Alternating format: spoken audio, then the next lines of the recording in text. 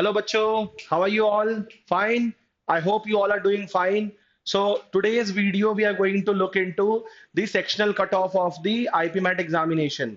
ठीक है? So let's start. ज़्यादा टाइम वेस्ट नहीं करेंगे, सीधे स्टार्ट करते हैं. तो IPMAT जो हमारा एग्जाम होता है, IPMAT एग्जाम में हमारे पास क्या है? सी. सो IPMAT सेक्शनल कट ऑफ के बारे में बात करते हैं. यहाँ पे क्या है? जो आपकी क्लियरिंग कट ऑफ होती है, सेक्शनल कट ऑफ होती है, वो सिर्फ और सिर्फ क्या होती है? आईपीमैट हमारे इंदौर एग्जाम में होती है और किसी एग्जाम में आपका सेक्शनल कट ऑफ नहीं आता है. तो यहां पर क्या क्या चीजें हमें समझनी है इसके बारे में बात करते हैं. The next thing we have to look into to understand the pattern. क्या चीज करना है? हमें पैटर्न समझना है कि पैटर्न कैसा है. तो यहाँ पे हमें देखने वाली चीज ये है कि पैटर्न में हमारे एग्जाम में दो तरह के सेक्शन आते हैं. सेक्शन आपका जो एक शॉर्ट आंसर होता है और दूसरा आपका जो होता है वो एमसीक्यू सेक्शन होती है. सबसे जो आपका शॉर्ट आंसर होता है उसमें क्या है?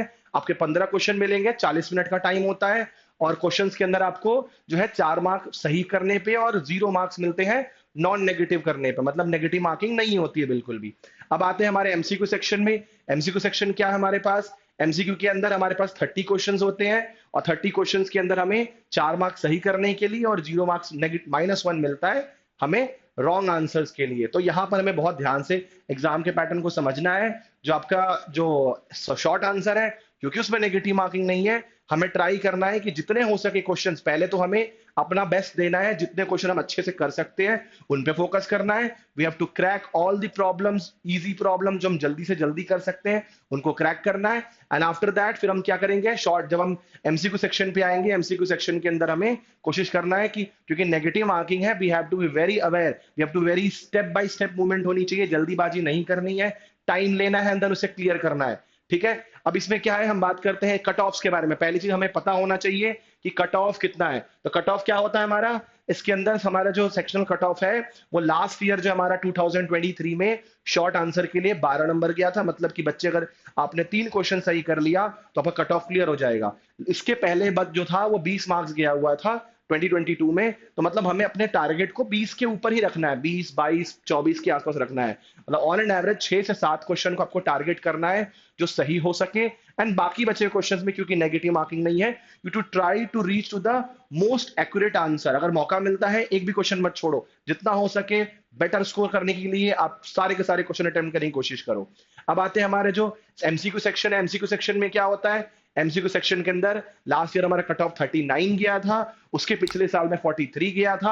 मतलब राउंड ऑफ हमें 44 प्लस मार्क्स टारगेट करना है. 11 से लेके 12 क्वेश्चन हमें लेके चलना है. उससे भी ज्यादा आप ले सकते हो. कोशिश करो कि at least 50% of the MCQ section should be attempted. ठीक है ना? इसका मतलब क्या है? अगर 50% टारगेट करके चलेंगे, 15 क्वेश्चन 60 नंबर का टारगेट रहेगा. ये हमें दिमाग में रखना है कि इनको हमें क्लियर करना है. नेक्स्ट क्या आता है? हमें प्रैक्टिस रेगुलरली. क्या करना है? प्रैक्टिस. तो प्रैक्टिस के नाम पे हमें कंसिस्टेंट प्रैक्टिस मॉक करनी है, टेस्ट देने हैं, पीवाईक्यूज करनी है और आपको और बहुत सारे टाइम मैनेजमेंट पे भी फोकस करना है. टाइम मैनेजमेंट में क्या क्या चीजें करनी है कि आपको समझना है कि किस तरीके से आपको टाइम को मैनेज करना है कि क्वेश्चंस जो हमारे हो वो कम से कम टाइम में सॉल्व हो सके. टेक्निक्स के बारे में फोकस करना है, शॉर्टकट समझने की कोशिश करनी है. यहाँ पे हमें क्या देखना है? Accuracy over attempt. Next section क्या है? Accuracy over attempt. तो हमें कोशिश करना है कि नेगेटिव मार्क्स अवॉइड करें और ज्यादा से ज्यादा सही क्वेश्चन अटेम्प्ट करने की कोशिश करनी है. जितने ज्यादा सही क्वेश्चन आप अटेम्प्ट करोगे आपके मार्क्स बढ़ेंगे. नेगेटिव मार्क्स अवॉइड करने हैं, ये एमसीक्यू में होगा. तो आप जितना हो सके बेस्ट रिजल्ट लाने के लिए पॉजिटिव को फोकस करो, नेगेटिव्स को अवॉइड करो. क्योंकि एक गलत आंसर आपके 4 मार्क्स तो आने से गए गए, जो आपने स्कोर किया उसमें से भी -1 लेके जाएगा. तो ओवरऑल आपका 5 मार्क्स का लॉस हो रहा है एक तरह से देखे तो इसीलिए आपको कोशिश करना है कि नेगेटिव मार्क वाले सेक्शन को बहुत ही ध्यान से समझ समझ के स्टेप बाय स्टेप फोकस करके तब उसे क्लियर करना है. नेक्स्ट क्या है हमारा? Strength fundamentals. अपने फंडामेंटल्स को स्ट्रॉन्ग करो हर एक टॉपिक को. जैसे कि नंबर सिस्टम है, अलजेब्रा है, आपका हायर मैथमेटिक्स है. आप उन टॉपिक्स को फंडामेंटली स्ट्रॉन्ग करो जिनके क्वेश्चन ज्यादा देखने के लिए मिलते हैं. जैसे अगर हम बात करें जो हमारा 45 मार्क्स का जो होता है वो हमारा अलजेब्रा आता है. 45% जो होता है हमारा वो अलजेब्रा सेक्शन पे डिवोटेड होता है. 40% हमारा अर्थमेटिक की तरफ जाता है और 15% जो हमारा होता है वो हायर मैथमेटिक्स है. इनके वो टॉपिक्स को टारगेट करो जो हमारे बहुत इंपॉर्टेंट है, जिसपे सबसे ज्यादा क्वेश्चंस आते हैं. उनके फंडामेंटल्स को स्ट्रॉन्ग करो. जितने ज्यादा आपके फंडामेंटल स्ट्रॉन्ग होंगे क्वेश्चन को आप पढ़ पाओगे. क्योंकि क्वेश्चंस क्या आते हैं? कंफ्यूजिंग. ट्विस्टेड क्वेश्चंस आते हैं। तो अगर आपने सिर्फ प्रैक्टिस करने के अलावा आपने फंडामेंटल स्ट्रांग नहीं किया हुआ है, तो अब क्या होगा, पेपर को अटेम्प्ट करने के टाइम पे आप गलतियां करोगे और क्वेश्चन को ठीक से एनालाइज नहीं कर पाओगे।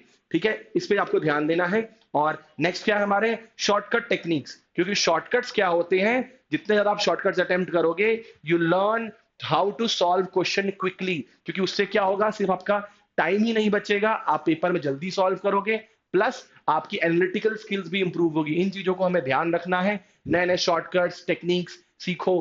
कैट के क्वेश्चंस में देखो कि आप अलग अलग प्रॉब्लम्स प्रैक्टिस कर सकते हो कैट लेवल के, जिससे आपको और नए नए शॉर्टकट्स और टेक्निक्स समझने को मिलेंगे। डिफरेंट वेरिएशंस ऑफ प्रॉब्लम्स करो, अपने आप को पूरा का पूरा डिवोट करो अलग अलग कॉम्पिटिटिव बुक्स को लेके, अलग अलग चीजों को चेक करो, जिससे आपको क्या होगा, नई नई चीजें सीखने के लिए मिलेंगी।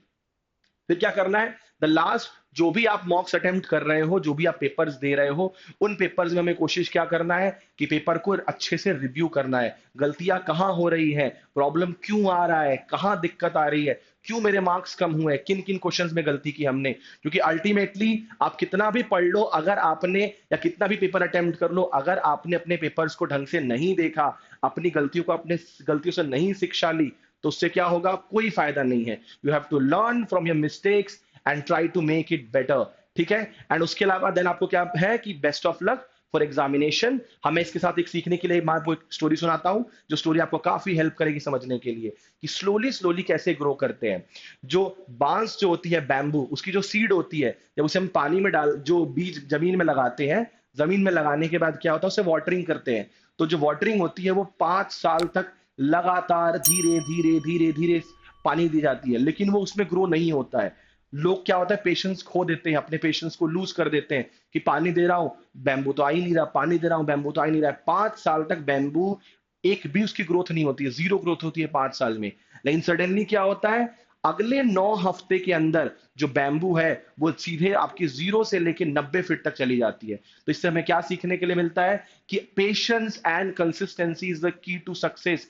अपने, अगर आपने पूरे 2 साल अपने अच्छे से मेहनत की है, अच्छी तैयारी की है, आपकी प्रिपरेशन बहुत अच्छी है, और आपने स्लोली स्लोली अपने आप को डिवोट किया अपने सब्जेक्ट नॉलेज को लेके, तो इससे क्या होगा, जो रिजल्ट, अब आपके राइपन का टाइम आ गया है, आपका जो फ्रूट आपको जो मिलने वाला है, that is going to be very beautiful. And now be ready for that fruit. Best of luck. ये लास्ट के जो आपके पास कुछ हफ्ते रह गए, इन हफ्तों में इतना अपने आप को डिवोट करो अपने सब्जेक्ट को लेके, अपनी लर्निंग को लेके, कि आप अपना बेस्ट दे एंड आपको जो है IIM पक्का मिले। Best of luck for you all, and I assume कि सब बच्चे जो अच्छा रिजल्ट लेके आएंगे। And I am giving a best of luck to all. Thank you, have a nice day.